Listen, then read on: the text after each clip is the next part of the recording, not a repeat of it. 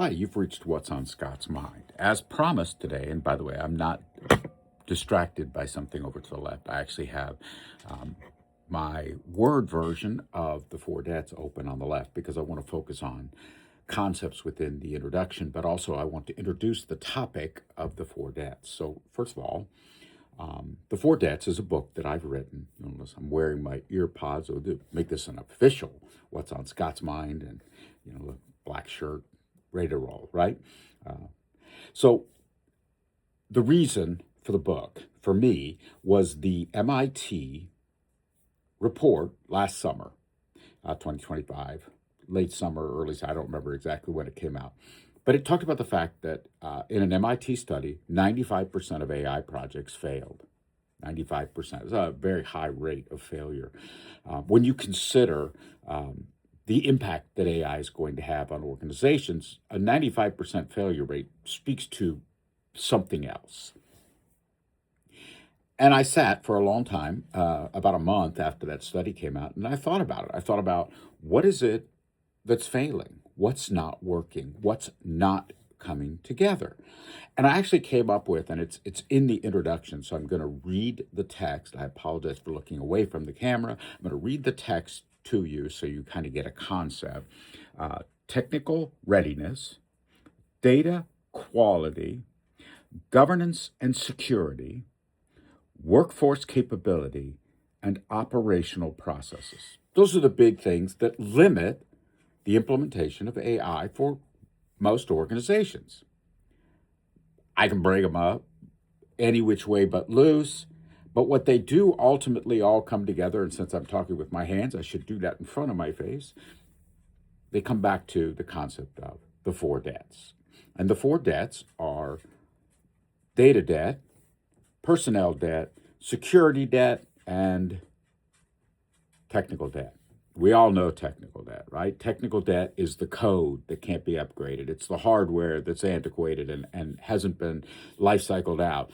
It's the environment, the network, it's the capacity, it's the capability of the actual technical infrastructure to deliver services. Data debt can be two sides, right? If we think about data debt, it can be two sided. One is the desert, and the desert is where the organization does not have enough data to be relevant. The other side is where the organization has the data, but that also may be a limiter. Having data doesn't mean you can get to data. It doesn't mean you can use data. It just means you have it. It means it's there. It's physically in existence. And then, of course, the other side you have within data is the argument of authority versus reality.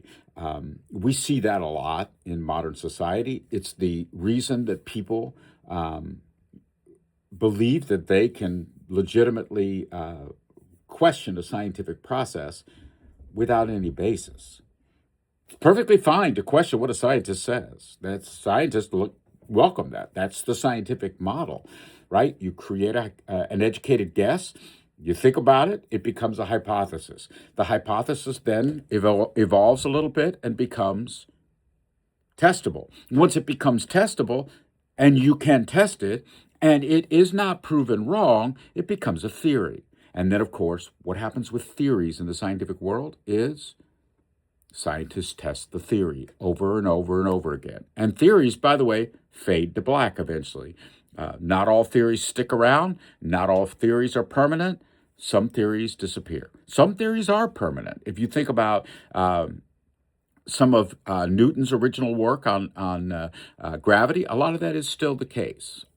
Einstein's theoretical work that he did on quantum and light mechanics, those are still, right? E equals mc squared is still representational of the current modern thinking. What is the speed of light, but also how do we produce the energy to get there, right?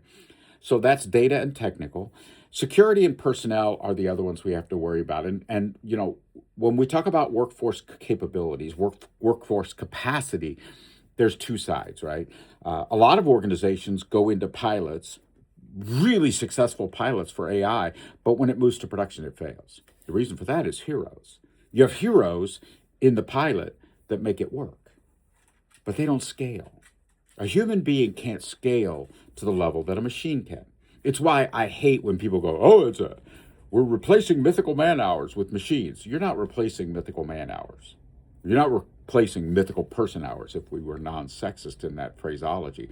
You're simply replacing a functional area. That's it. There's no man hours or person hours.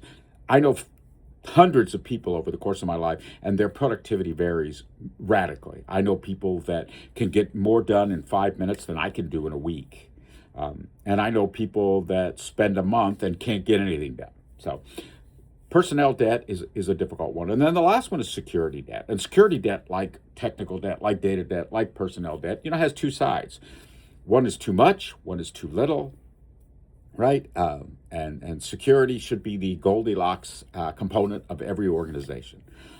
Goldilocks, right? Just right, right? The Papa Bear's bed was too hard, Mama Bear's bed was too soft, Baby Bear's bed was just right, Goldilocks, right?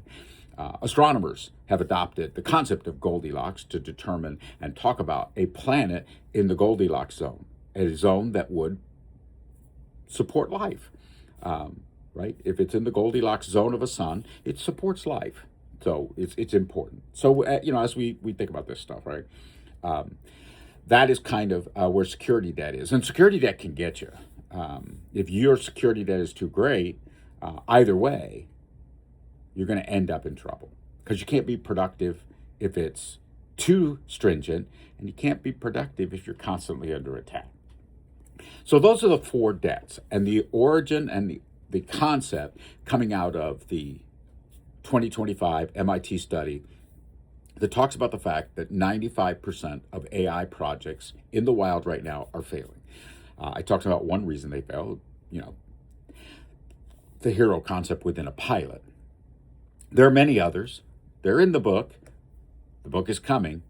The book is called Today, The Four Debts, or Why Your AI Project Fails. I don't know what the final working title will be. That is my working title, which is always, as the author, I create a title and then I write the book. And then sometimes I write the outline, create a title, write the book, change the title.